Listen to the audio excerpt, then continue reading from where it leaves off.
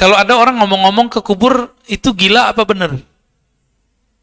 Ada orang ngomong mau yang dikubur gimana? Boleh nggak? Apa orang gila? Antum pernah ngomong sama orang kubur nggak? Belum tahu caranya? Nih coba lihat. Bagi Wahabi itu khurafat. Tapi kita coba lihat, Nabi Muhammad pernah ngomong sama orang yang dikubur.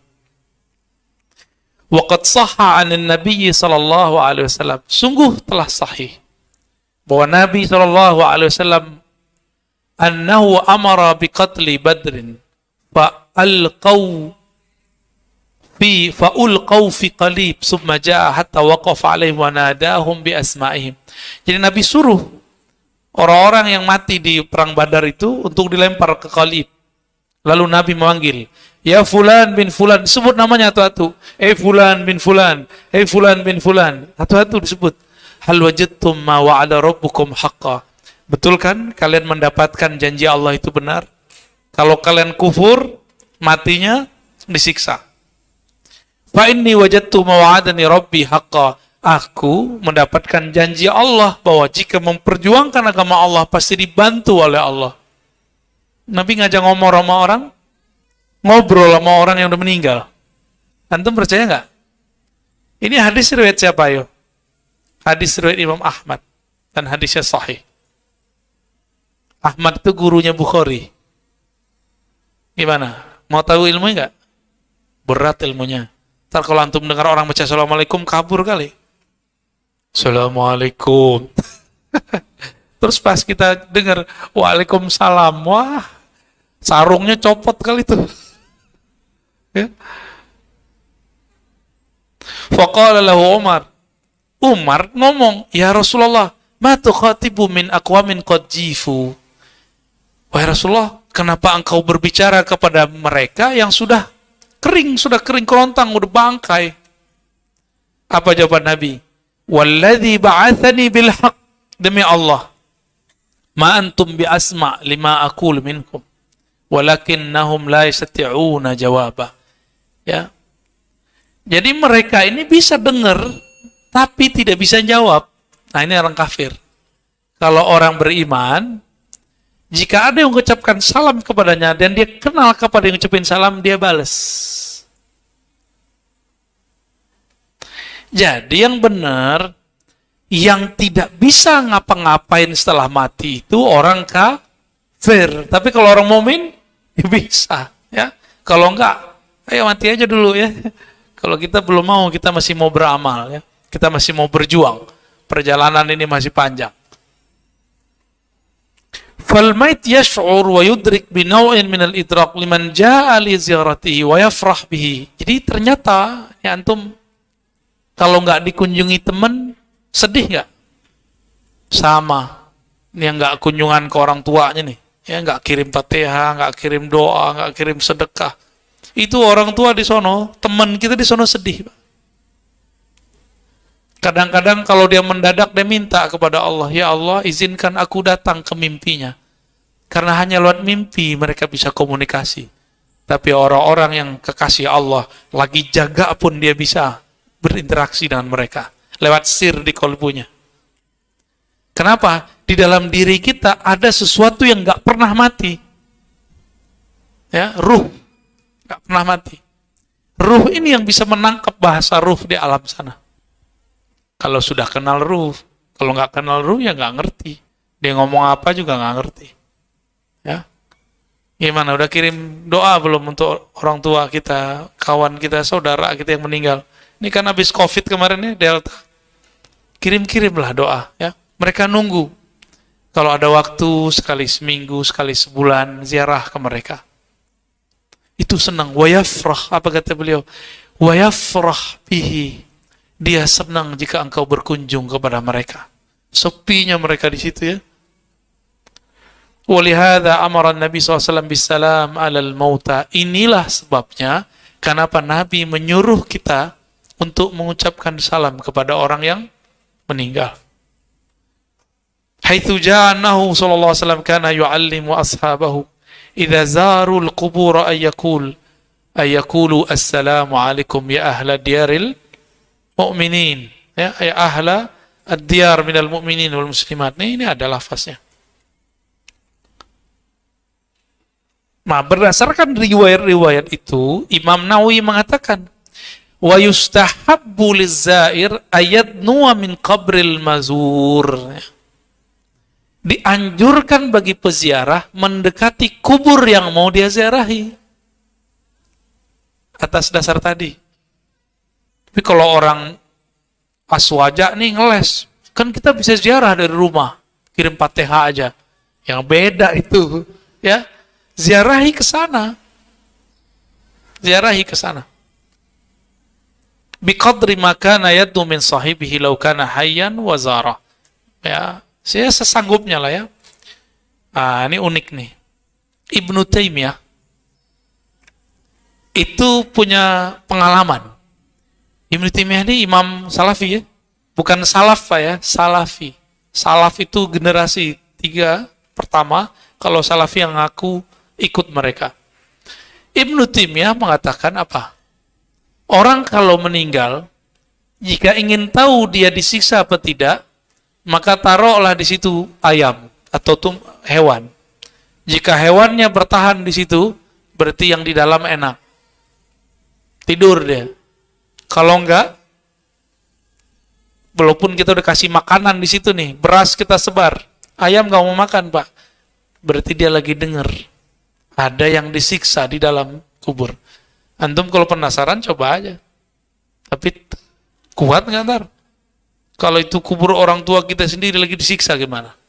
Ya, mumpung nggak tahu, kirim aja doa, ya, kirim Fatihah, kirim sedekah, ya. Ibnu Taimiyah ditanya an sama'al mayyit ba'da mautih, mengenai apakah orang yang mati mendengar orang yang hidup setelah dia mati. Apa jawaban dia? Na'am, yasma'ul mayyitu fil jumlah. Secara umum si mayat bisa dengar. Ya. Wa dzakara ahaditsa katsiratan, lalu disebutkan banyak hadis. Berdasarkan inilah Ibnu Qayyim kemudian mengembangkan ajaran Ibnu Taimiyah ini menjadi satu kitab judulnya Ar-Ruh. Udah berkali-kali kan saya sebut di sini, udah beli belum? Udah bener. PDF. Buku beneran. Udah baca? Ya nggak apa-apa terjemahan Pak. Yang penting baca tuh. Ya. Mau terjemahan, mau asli kan sama aja sebenarnya. Bedanya antum PD-nya nggak punya. Saya kan baca teks Arab yang nggak berbaris, PD-an dikit lah. Ya. Ya wajar dong. Kita kan nyantri bertahun-tahun. Antum nggak nyantri. Ya. Sama, itu sama semua. Nabi Muhammad SAW mengatakan apa? Aksiru minas salati alayya yawmal jum'ah. Banyak-banyak salawat kepadaku pada hari Jumat. Kenapa? Fa inna salatakum ma'rudatun alayya. Salawat kalian langsung disampaikan kepadaku. Nah, ini jelas nih. Lalu sahabat nanya, ini sahabat kritis. Nabi jawab pelan-pelan, baik-baik. Wahai Rasulullah, masa iya bisa sampai, sedangkan engkau sudah hancur binasa? Muncullah kalam berikut. Inna Allah Ta'ala harrama 'alal ardi an ta'kula ajsadal anbiya. Allah mentitahkan kepada bumi, jangan pernah merusak tubuh para nabi. Dan antum kalau cek, jangankan nabi. Ya, di Bogor, itu ada orang yang cuma ngamalin sedekah uduk. Tiap kali dia ngeliat orang susah, orang gila, dikasih uduk. Belum ada yang beli, malah dikasih uduk. Meninggal, dikubur di ujung dekat kali. Ketika 6 bulan, airnya naik. Itu kuburan amblas. Nongol lah itu mayat, masih utuh 6 bulan. Amalannya apa? Cuma ngasih nasi uduk. Jadi nggak mesti hafiz Quran. Karena banyak juga hafiz Quran dilaknat sama bumi.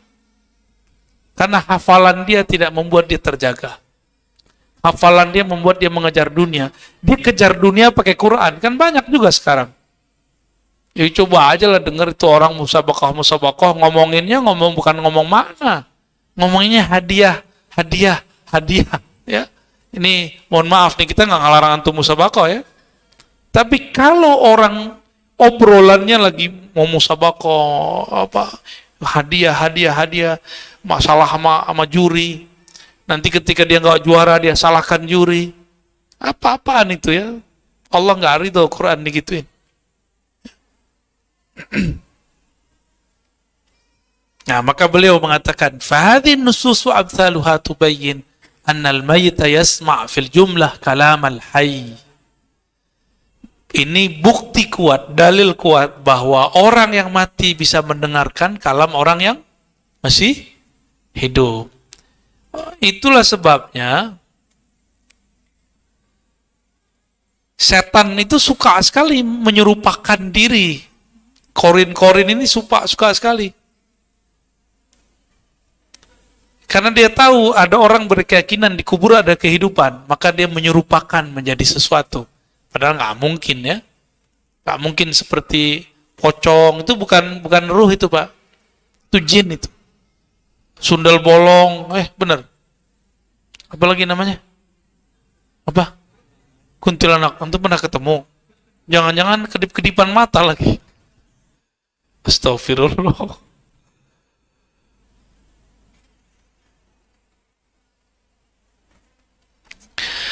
Kalau saya ngucapin salam ke tembok, itu berakal nggak? Assalamualaikum tembok, gitu, berakal nggak? Nggak beres kan tuh otak orang? Ya. Kalau saya ngajarin baca assalamualaikum ke benda mati, itu yang ngajarin nggak waras kan? Oke. Nabi ngajarin baca assalamualaikum ke orang yang udah mati, waras gak? Yuk sangat waras lah. Justru itulah kewarasan sejati.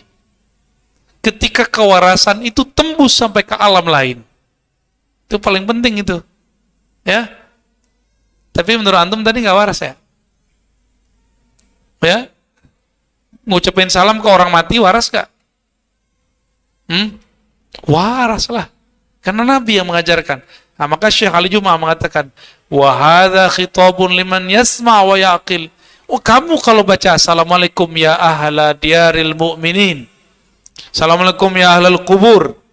Kita berarti ngomong bukan sama benda mati. Kita lagi berbicara kepada makhluk hidup yang pasti bisa jawab. Saya mau tanya, ngucapin salam sunat nggak? Jawabnya wajib? Oke. Kira-kira yang di dalam kubur wajib jawab nggak? Ya wajib jawab lah, sama. Berarti dia bisa jawab nggak? Bisa jawab. Paham di situ? Ya. Jadi jangan ragu lagi ya masalah orang meninggal. Untungnya antum nggak dengar. Kalau dengar, siapa tahu di bawah rumahnya ada kuburan. Kan repot. Siapa tahu di sini dulu ada kuburan, kan kita nggak ngerti. Adakah orang mati terus nyusup ke orang hidup? Gimana kira-kira? Itu mainan-mainan jin kali ya, mainan-mainan korin itu. Gak usah percaya, ya. Korin mungkin ya, tapi kalau ruh ngapain juga dia balik-balik begitu, ya. Paling dengerin seksaan ntar, ya. Udah gak sempet dia. Berdasarkan ini semua, ahlu sunnah senang ziarah. Inilah sebabnya kenapa salafi nggak senang ziarah. Bahkan salafi menuduh para peziarah sebagai ubadul kubur, penyembah kubur. Kan tertulis di kitab Soleh Fauzan, di banyak kitabnya, sufi-sufi ubadul kubur, penyembah kubur. Ini tuduhan luar biasa ini. Ya, dan kitab itu kan nggak ditarik. Kitab itu berkembang terus. Ya. Kan bahaya nggak ntar? Bahaya, Pak. Ya. Sekarang ustadz-ustadz mereka di Indonesia udah berani ngomong begitu. Sufi-sufi pemuja kubur. Aswaja-aswaja pemuda kubur. Penyembah kubur. Antum ridho nggak digituin? Ulama kita digituin? Nggak ada yang ridho seharusnya. Tapi karena kok diam-diam aja orang-orang nih ya. Ustadznya masih diam, ya. Jamaahnya juga males. Tidur aja kita ya. Harus mulai, Pak. Kita nggak perlu membalas dengan kekasaran, tapi kita membalasnya dengan cara yang ilmiah.